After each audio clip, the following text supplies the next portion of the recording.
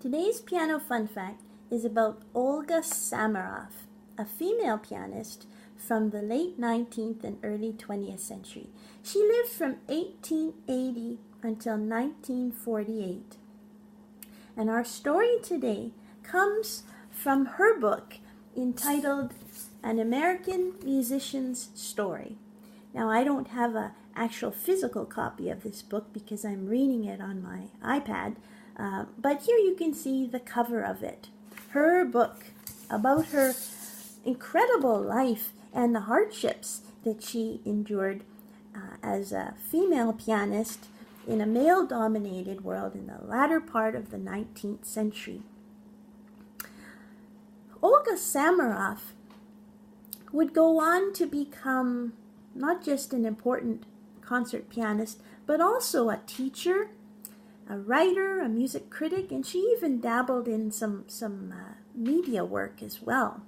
Another claim to fame was that she married Leopold Stokowski, the conductor, and she has been nicknamed the Eleanor Roosevelt of the piano. Well, our story today is about her press agent, a man by the name of William Walter, who found that she was too respectable to have her name landed on the front page and on the headlines of newspapers. So the plan was to concoct some sort of story that would get her name in front of the common man. Keep in mind that Olga Samaroff was not born with that name. She was born Lucy Hickenlooper. It was her agent, or her manager, that recommended she adopt a more European name because that would be seen as attractive to the American audiences. So Olga Samaroff was her chosen name. Now, one of the ideas that Samaroff had that she proposed to the press agent, Walter, was that she become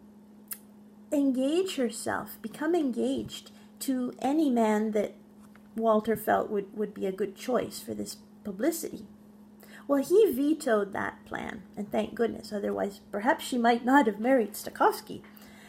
And then she proposed to him.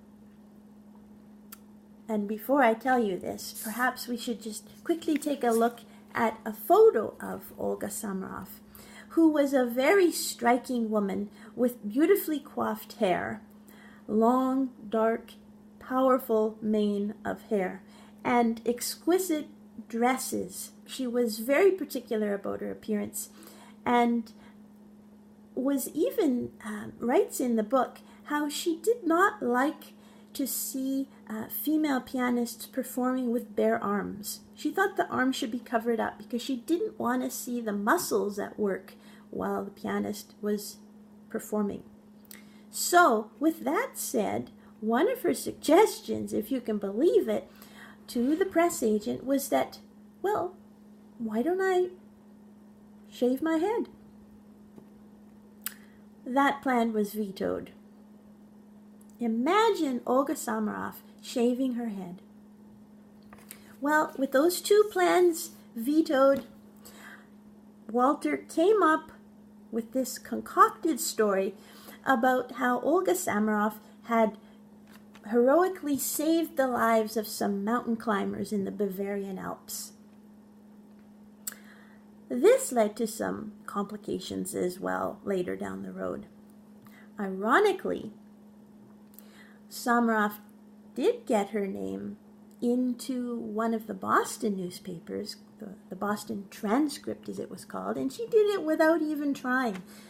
It had to do with the surgery she had for an appendicitis. And what was the story about that procedure?